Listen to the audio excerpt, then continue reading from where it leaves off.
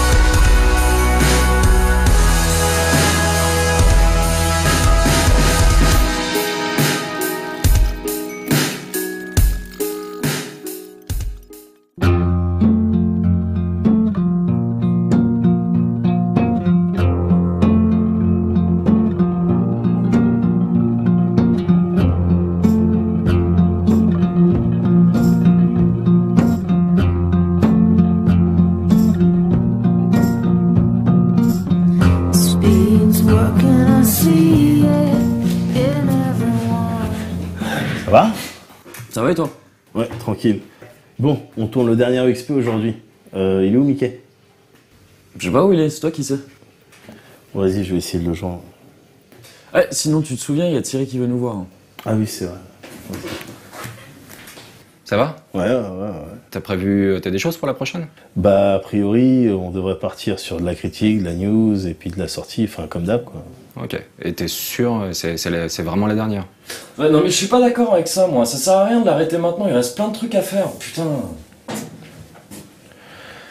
Ouais, mais en même temps, quand t'as atteint des sommets d'excellence, comme on a pu faire avec XP, tout ce que tu peux faire derrière, de toute manière, ça sera moins bien. Donc, non, si, on arrête, c'est la dernière.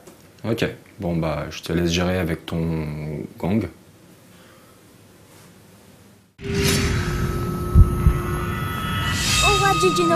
Salut, ça va? On commence ces news avec du financement participatif façon French Touch et ce projet baptisé Shiness qui tente en ce moment même de réunir des fonds sur Kickstarter. A priori, on aurait affaire à un RPG possédant un système de combat dynamique se rapprochant d'un jeu de baston et dans lequel le joueur serait amené par moment à rentrer du QTE. Shiness promet de proposer du puzzle durant les phases d'exploration, mais aussi une dimension chasse et même de l'online si la campagne de financement se passe bien. Pour être franc, on reste curieux, mais on a du mal avec cette direction artistique complètement orientée animée, dans la mesure où on part du principe qu'il est difficile de faire mieux que des Japonais quand on essaye de faire comme des Japonais.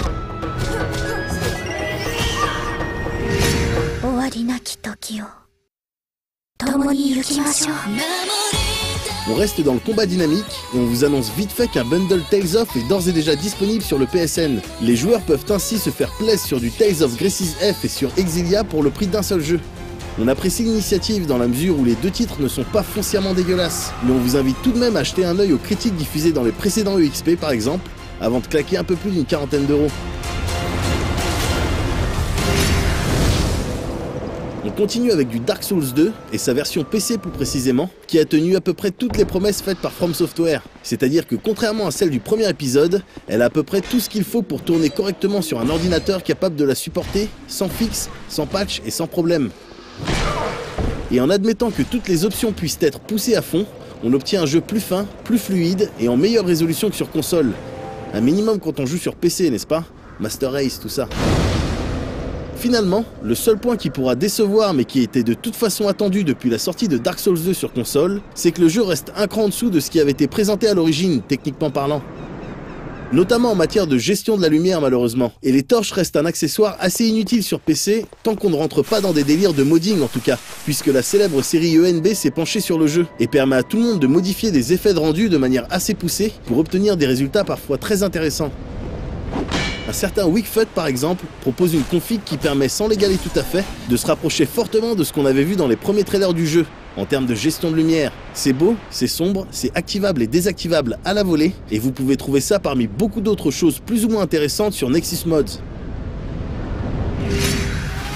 On enchaîne avec de la précision de date de sortie pour Fairy Fencer F, un RPG développé par Compile Heart auquel ont participé des grands noms du milieu, comme Amano Sensei pour de l'illustration, ou encore Uematsu Sensei pour la musique.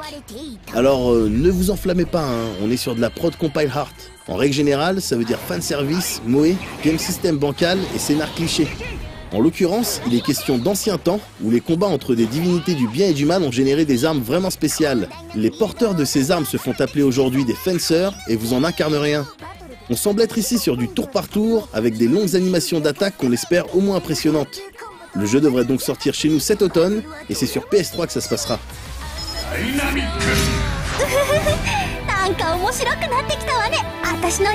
On reste dans l'évasif en termes de date de sortie, mais on vous informe tout de même que la version Vita de Disgaea 4 devrait se pointer en France cet été. En termes d'ajout, la jeunesse doit s'attendre à du nouveau scénario mettant en avant certains personnages, comme Fuka ou Desco par exemple, mais aussi tous les DLC sortis sur PS3 jusqu'à présent, avec de l'item et du personnage à gogo. Là encore, on vous invite à jeter un œil à la critique de la version PS3 diffusée dans un EXP précédent, histoire de voir si c'est votre cam. Après avoir parlé de Compile Heart et Nipponichi, on enchaîne tout naturellement sur Gust et sa série des ateliers, pour vous dire que l'épisode New Rorona sortira le 20 juin en Europe. Ce remake comprendra une refonte graphique des personnages et des décors, mais aussi du contenu supplémentaire à base de chapitres, d'attaques spéciales, de personnages et de boss. Le jeu proposera également un système d'échange d'items avec les versions Vita de Totoli et Melulu, des features qui ont de quoi ravir les fans de la série, comme Moguri par exemple.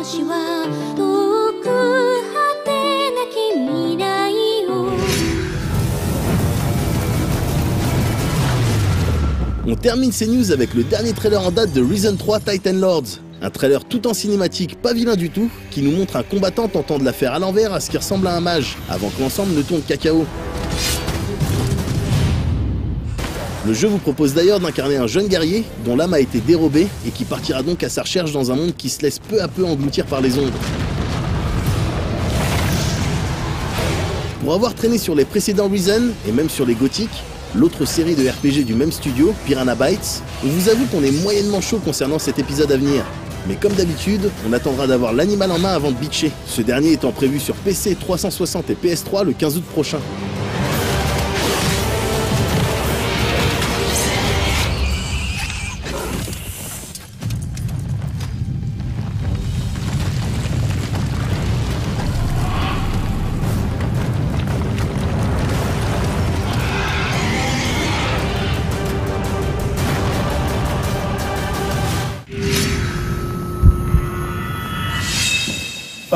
Bon, on tourne le dernier XP tout à l'heure, donc il s'agirait de l'écrire maintenant. J'ai du courrier. C'est quoi? Je sais pas. Association de défense des gens. Monsieur Elmedoc, suite au visionnage de plusieurs de vos émissions estampillées UXP, inadmissible, Captown.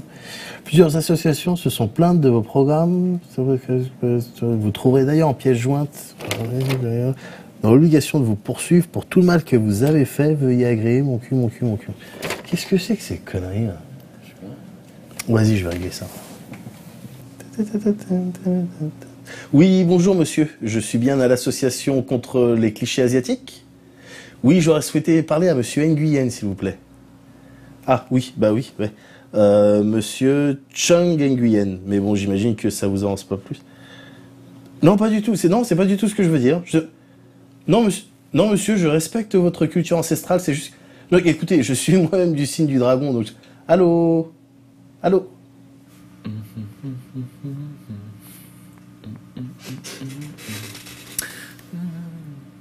Oui, allô, bonjour. Je souhaiterais parler à la responsable de l'association de défense de l'image de la femme, s'il vous plaît. Alors, non, c'est ce qu'on appelle des sketchs, hein. Écoutez, c'est pour de faux. Non, en aucun cas, je ne suis à la tête d'un réseau de prostitution. Écoutez, c'est simple, je ne suis allé qu'une fois à Budapest. Comment voulez-vous que... Non, je ne dis pas que là-bas spécifiquement, ça se passe plus que... C'est pas ce que j'ai dit. Seulement... Non, mais effectivement, je suis d'accord, c'était d'assez mauvais goût, mademoiselle. Madame, j'ai dit madame, j'ai pas dit mademoiselle. Non, parce que je trouve ça complètement anormal qu'on dise mademoiselle pour les femmes et pas pour... Enfin... Non, mais pareil que vous, pareil, tout pareil. Je vais même vous dire, je suis pour une totale disposition de vos corps. Je suis pour l'avortement. Voilà, c'est dit, je suis complètement pour, je suis à fond avortement. Alors je vais vous dire, ah non, mais il y en a pas un qui... Écoutez, c'est simple, j'oblige systématiquement toutes mes partenaires à... Allô? Allô? Putain, c'est bien les meufs, ça. Oui, allô, bonjour monsieur, je suis bien à l'association du rayonnement des dom-toms. Ah, Timal, Kaoufé. Non, je veux dire, bonjour monsieur, comment allez-vous? J'espère que je ne vous dérange pas. Vous étiez peut-être en pause, une sieste. Non, je plaisante, je pense qu'un peu d'humour en début de conversation. Allô? Allô? Journée de merde. Ok, alors Moguri, comme je te l'avais confié il y a quelques temps, Ouais. le fait qu'on arrive au dernier numéro de XP, tout ça, il y a une certaine mélancolie qui se met en place. Ouais. Et du coup, je peux pas m'empêcher d'avoir des chansons un petit peu mélancoliques dans la tête. D'accord, ouais, ok. Il y en a notamment une, Ouais, et j'ai toujours le même passage ok. dans la tête, mais avec un twist, une D'accord. chanson dont je t'avais déjà parlé. Ouais. Donc j'ai besoin de l'exorciser. Vas-y, ouais. Feel like the wind. D'accord. Ah, je vois le twist. C'est un twist sur la langue, donc. Ouais. Feel like the wind. De Patrick Swayze.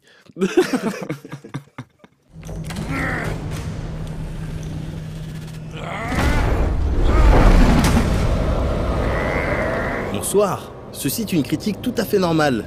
Mais genre super normale. Même pas la peine d'y chercher quoi que ce soit qui n'aurait pas été vu ailleurs. On est dans la normalité la plus totale. Intro, développement, conclusion, platicoun. Rien en trop, rien qui dépasse. Académique. Que du déjà vu, que du normal. À la fin, vous aurez peut-être eu à manger. Peut-être assez, sûrement pas vraiment. Mais de toute façon, vous ne vous en souviendrez certainement pas. C'est l'effet qu'a la routine. Et donc voilà, intro. Bound by Flame est le dernier né des studios Spiders, à qui l'on doit déjà des jeux comme Orcs and Men et Mark's Warlogs, tous deux déjà critiqués dans EXP. Sortis simultanément sur Xbox 360, PlayStation 3, Windows, mais également PlayStation 4, il a des allures de jeu de la maturité pour le petit développeur français. Mais en a-t-il seulement la carrure? Oula! Mais c'est qu'on se fait déjà bien chier là! C'est bien, on sent bien le côté scolaire.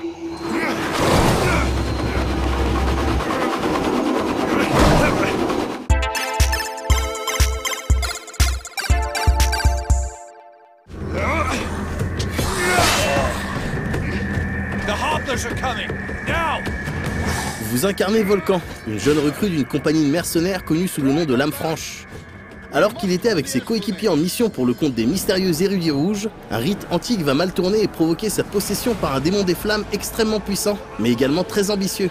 Une malédiction sûrement, mais une aubaine aussi peut-être, quand l'humanité est menacée par les attaques incessantes de la morte armée, qui convertit sans cesse les milliers de morts qu'elle engendre en zombies serviles. Volcan devra alors choisir entre son humanité avec toute la fragilité qu'elle suppose et les pouvoirs terrifiants mais certainement pas gratuits conférés par le démon qui l'habite.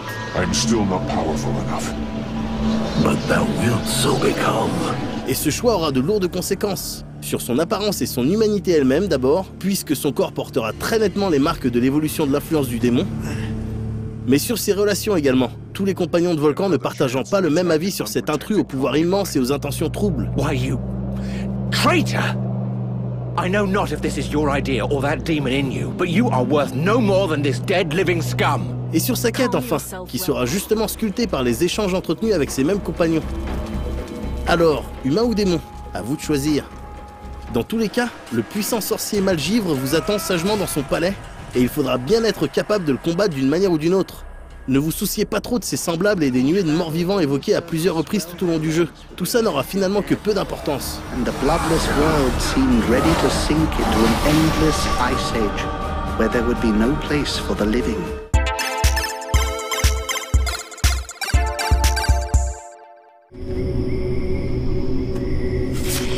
Si Bound by Flame est critiqué dans XP, c'est qu'il se présente comme un RPG. Et on veut bien le croire, tant il donne l'impression de nous crier aux oreilles à chacune des secondes qui forment la vingtaine d'heures qui suffiront à en voir le bout. Bound by Flame est un RPG. C'est pour ça qu'il nous présente son histoire faite d'univers héroïque fantasy, de méchants morts-vivants issus du froid qu'on jurerait sortis de Game of Thrones, de héros malléables et parfaits récipients de tous les choix moraux qu'on voudra bien lui soumettre. Vous avez entendu les guillemets autour de cette expression niquée et inexplicablement hissée au sommet du RPG occidental moderne qui est choix moraux? Parce qu'ils étaient écrits dans le texte. Sorry, but you still haven't convinced me that you can be trusted. Bref, c'est pour ça aussi que Bound by Flame nous balance son aventure faite de quêtes principales, de quêtes annexes, d'équipements, de craft, d'arbres de talent et de statistiques saveur vitalité, cri de chance, défense physique, magique ou face au poison. Le tout bien rangé dans les menus attenants, chacun à sa place, rien qui dépasse. Même ce côté action très mis en avant, qui consiste à nous faire participer à des combats en temps réel, on l'a déjà vu de très nombreuses fois. Il a déjà été admis que ça pouvait être très RPG comme principe, c'est intégré, c'est sage. Alors on progresse dans ce jeu qui nous rappelle sans cesse qu'il est un RPG pur et dur, peut-être pour nous faire oublier les 5 décors ennemis extrêmement étriqués qui nous demandent de parcourir en long et en large, un nombre incalculable de fois pour venir à bout de la quête principale. On progresse et on combat. En temps réel donc, en jonglant à l'envie entre les armes à deux mains, qui privilégient la force brute et la parade, les dagues, qui privilégient la vitesse et l'esquive, et la magie qui fait du feu, parce que c'est ce que fait la magie. On combat aux côtés d'alliés variables à la bêtise commune, qui serviront dans le meilleur des cas de sacs à PV, capables d'encaisser quelques coups à notre place avant de claquer. Mais qui ne seront jamais à la hauteur des ennemis, dont le plus piètre représentant pourra être extrêmement éprouvant à abattre. On combat au ralenti la plupart du temps, que ce soit parce qu'on est sur le point de réaliser un coup critique, parce qu'un ennemi s'apprête à nous attaquer, ou peut-être tout simplement parce que ça fait classe. De toute façon, on ne sait jamais vraiment pourquoi l'action se ralentit. Alors on esquive ou on part, au cas où, à chaque ralenti, c'est-à-dire toutes les 2 secondes, en espérant mais en redoutant aussi quelque part avoir trouvé le bon timing pour réaliser un contre-automatique qui déclenchera à nouveau un ralenti. Ou peut-être qu'on lacérera un archer pendant 30 secondes sans interruption, pendant que celui-ci armera son arc et décochera plusieurs flèches au corps à corps, comme si de rien n'était. Et entre chaque combat, on récoltera des ingrédients pour concocter des potions ou améliorer son équipement. Parce que ça se fait, n'est-ce pas? Si l'on vient à manquer de ces ingrédients, on pourra éventuellement recycler quelques armes ou pièces d'armure pour en récolter d'autres. Parce que ça se fait aussi. Ça se faisait dans Mars Warlogs en tout cas. Exactement de la même manière. Et à côté de ça, on veillera également à bien attribuer ces points de trait et de compétences gagnés à chaque niveau. Les points de compétences, on les répartira dans 3 arbres, dans 3 petits bosquets de talent qui ne changeront quasiment rien à l'éventail d'actions offertes aux héros. Et les points de trait seront investis dans des capacités passives qui permettront par exemple de mieux manier tel ou tel type d'arme, de consommer moins d'ingrédients pour concocter ses potions, ou encore de transporter plus de charge. Si il y a une limite de charge, vous ne vous en soucierez très certainement jamais de tout le jeu, mais il y en a une. Il paraît que ça fait RPG. Et je sais pas si vous avez entendu, mais d'après les bruits qui courent, Bound by Flame est un RPG.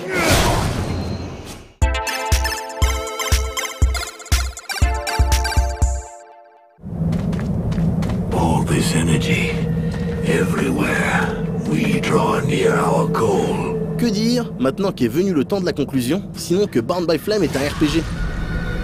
D'après une expertise réalisée par un laboratoire de recherche américain, il semblerait effectivement qu'il réunisse à peu près toutes les caractéristiques en vogue du genre.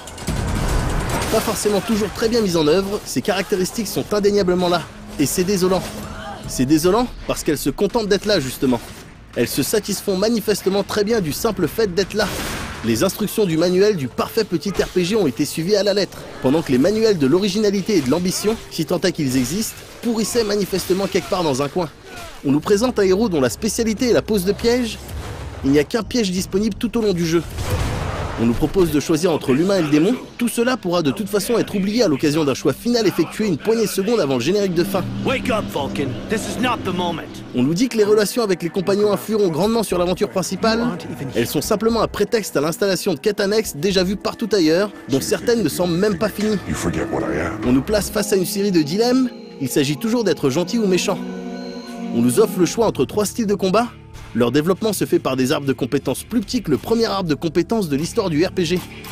On nous présente un univers héroïque fantasy à l'histoire vieille de plusieurs millénaires, des hordes de morts-vivants à décimer et un démon à apprivoiser. Tout se règle en une petite escarmouche dans un palais, puis dans une fin de 30 secondes à choisir parmi 2 qui ne règlent rien. Et c'est terrible, parce que le jeu a manifestement fait l'objet d'une certaine bonne volonté de la part de ses développeurs. On y sent une certaine sincérité, et c'est plaisant. Mais cet étalage monotone de composants classiques du RPG à l'état embryonnaire ne peut être que la résultante d'une grande naïveté ou bien d'un manque terrible d'ambition. Un manque d'ambition qu'on ne ressent pourtant pas du tout dans la réalisation, qui fait des merveilles compte tenu de la taille et des moyens très restreints du studio de développement. Mais ça ne suffira certainement pas pour faire de Bound by Flame un jeu mémorable. Comment pourrait-il l'être? Il s'applique beaucoup trop à faire comme tout le monde pour avoir quoi que ce soit qui lui appartienne vraiment. Comme un élève qui s'empresse de remplir ses cases de thèse, antithèse, synthèse à la moindre dissertation de philo qui traîne sans chercher plus loin. Et ça n'est pas une affaire d'argent. C'est une affaire d'envie ou de jugeote.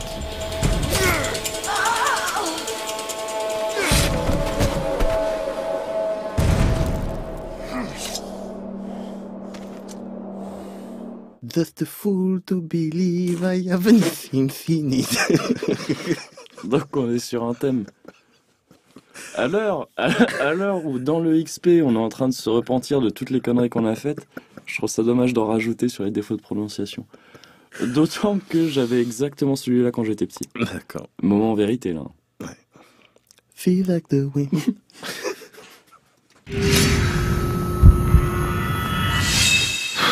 Bon, sérieux, il est où, Mickaël? Je sais pas où il est, c'est toi qui sais où il est. Ouais, tiens, c'est peut-être lui. Entrez!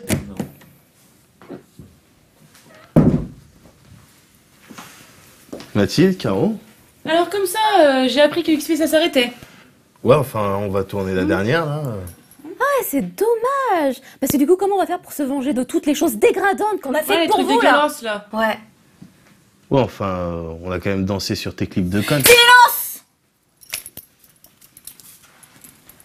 Ne faites pas de mal, s'il vous plaît. Non, mais à la base, nous, on voulait juste faire comme les cocoboys. C'était racoleur. Et c'était redondant, en plus. Allez, chante! Give me more. Plus fort! Give me more. Give me more. Twerk, Give me twerk. more. Give me Voilà. more. Give me more. Ah, ça vous fait derrière, hein? Oh, putain, mais c'est une journée de merde. Il est où, mon gorille de merde? C'est toi qui sais! Je vais vous raconter l'histoire de la petite Cascadou. Mais pourquoi l'appelait-on Cascadou? Parce qu'elle était née sous une cascade. Un jour qu'elle allait puiser de l'eau à la source pour son grand-père, Cascadou rencontra un loup. Ce loup était bien connu des habitants du village de la Petite Pierrade. Arrête. Qu'est-ce que t'es en train de faire, là? Je sais pas, c'était Child of Light, ça m'avait donné des envies d'installer. Arrête.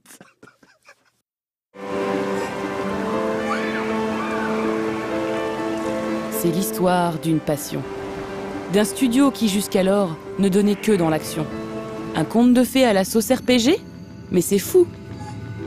De qui diable peut venir telle idée d'après vous? D'un Patrick Plourde très inspiré. Avec sa gourde et son poney. Mathilde. Merci Mathilde. Arrête. Child of Light, tout de suite la critique.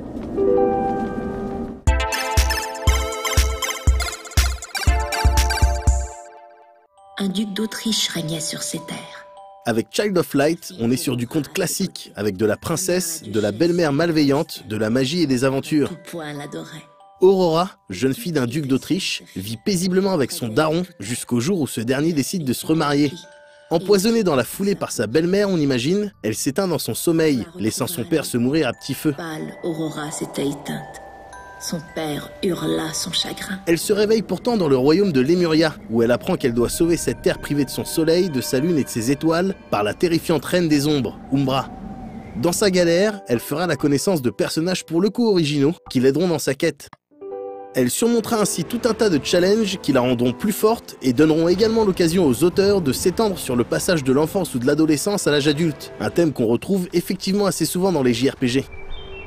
Les dialogues ainsi que l'histoire nous sont contés en vers. Sans être une véritable prouesse littéraire, l'initiative est tout de même à saluer et reste en tout cas cohérente avec ce qu'on nous propose. Belle et radieuse comme l'aurore, flânant dans son palais, solitaire.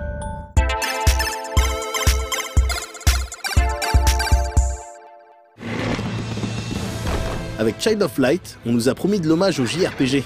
En tant que professionnel de la passion et du genre, on était donc curieux de voir ce qu'un studio montréalais allait proposer, prêt à relever la moindre maladresse, comme des connards. Pourtant, le jeu se présente effectivement comme du RPG, avec des petites nuances de J dedans, notamment à travers ses délires de quête initiatique. La dimension exploration reste toutefois originale. Très vite, le joueur a la possibilité de voler avec Aurora, un feeling plutôt agréable qui colle bien avec l'ambiance qu'on essaye d'installer. Le joueur passe donc son temps à capter du trésor à droite à gauche, à récolter des fleurs de vœux afin de récupérer vie et MP, et à utiliser la luciole Igniculus pour activer des mécanismes ou atteindre des zones inaccessibles pour Aurora. Mais pour avancer et tenir la route face au boss obligatoire du jeu, il vous faut combattre. Vous pouvez toutefois entamer l'affrontement de manière plus sereine. À la manière de plein de jeux, les ennemis sont visibles sur le terrain et le combat commence lorsque vous les touchez. Pour avoir l'avantage, il est donc conseillé de les prendre par surprise, en les aveuglant avec Igniculus pour mieux les surprendre par derrière. Côté combat, on reste en terrain connu, et ceux qui ont par exemple traîné sur du Grandia ne devraient pas être dépaysés. Les personnages avancent ainsi sur cette barre d'action visible en bas de l'écran, jusqu'à temps d'atteindre la partie exécution. Là, le joueur choisit ce qu'il va faire, en sachant que certaines actions prennent plus de temps que d'autres. D'ailleurs, si vous ou l'ennemi êtes interrompu dans votre exécution, vous subissez alors un sale recul sur la barre. Pour mettre plus de chance de votre côté, vous pouvez utiliser Igniculus qui, en aveuglant les ennemis, les fait progresser plus lentement. Il peut également vous redonner de la vie, mais ces actions ont un coût, le tout étant symbolisé par cette jauge de lumière. Pour la remplir, il suffit simplement de récolter des vœux sur les fleurs éparpillées dans les niveaux ou durant un combat. À l'issue d'une Rix, vous gagnez les points d'expérience de rigueur qui occasionnent à terme du level up et donc du point de compétence. Ces derniers s'utilisent sur ces arbres plutôt fournis, propres à chaque personnage, et vous permettant d'augmenter vos stats de base ou de débloquer de nouvelles actions. D'un point de vue équipement, nos personnages restent avec leur matos tout au long du jeu, mais peuvent toutefois s'octroyer du bonus ici et là grâce à ce système d'oculi. Concrètement, les coffres, les quêtes annexes et les combats vous rapportent régulièrement des pierres, qu'il vous est possible d'assembler pour en former des plus grosses ou des différentes. En enchâssant ces dernières sur vos armes, armures ou accessoires, vous bénéficiez ainsi de bonus divers. Un délire vraiment similaire à un Diablo 3 par exemple, aussi bien dans la combinaison de pierres que dans les effets qui diffèrent selon la pièce équipée.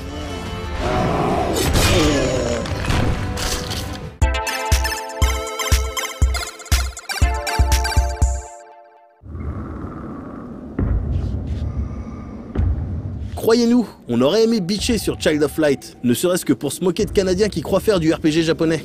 Le jeu n'est d'ailleurs pas plus JRPG que plein d'autres titres occidentaux, mais l'aventure reste vraiment agréable à suivre, et l'ensemble est loin, très loin d'être dégueulasse. l'UbiArt Framework était clairement le moteur à utiliser pour ce projet, on se fait plaisir aux yeux et même aux oreilles. On est presque gêné d'avouer que ces compos de cœurs de pirates sont excessivement inspirés et qu'elles collent parfaitement avec l'histoire qu'on nous raconte. Le game system en lui-même n'a rien de fou, mais il est efficace et accessible aux éventuelles jeunes personnes qui voudraient se mettre au RPG. On pourrait peut-être reprocher au jeu sa très grande facilité, à l'image du nombre incalculable de potions que nous n'avons jamais été poussés à utiliser. L'aventure est courte, un peu plus d'une dizaine d'heures, et les quêtes annexes se comptent presque sur les doigts d'une main. Mais compte tenu du petit prix, le deal est bien plus qu'honnête. Et pour le coup, c'est une bonne chose que l'on en veuille plus. Les joueurs à la recherche de challenge risqueraient de rester sur leur faim. En revanche, la jeunesse en quête d'onirisme et de légèreté serait vraiment bien inspirée de jeter un œil à ce Child of Light.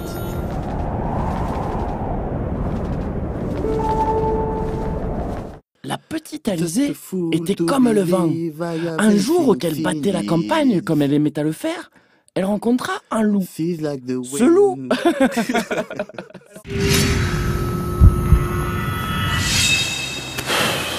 Journée de merde.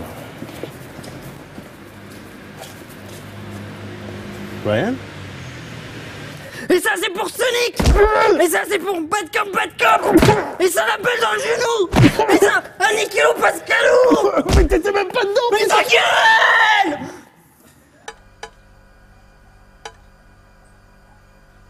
Pourquoi t'as pas pas bougé, toi. Pourquoi t'es resté, toi? Par contre, là, faudrait qu'on tourne. Ok, bon, bah, on arrive. Ok.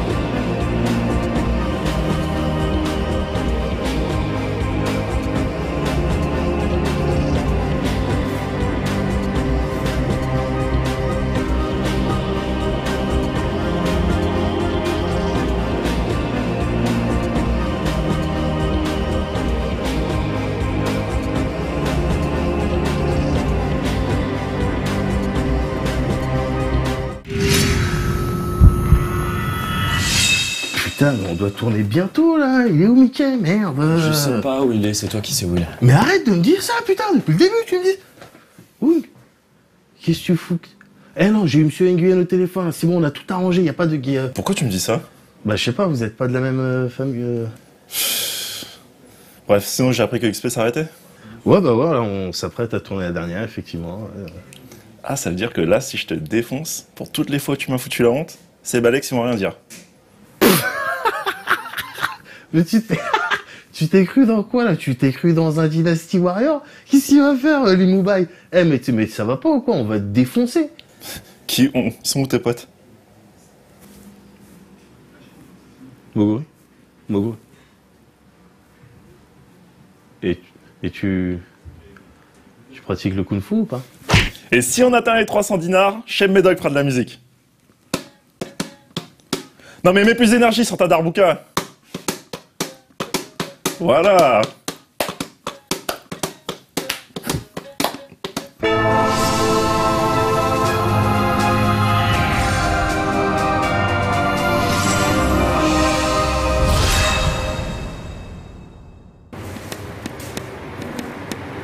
Putain, journée de merde quand même, hein, et on a même pas tourné. Il est où l'autre chétan là? Je sais pas, c'est toi qui sais, je t'ai dit. Quoi? On a oublié le cliffhanger.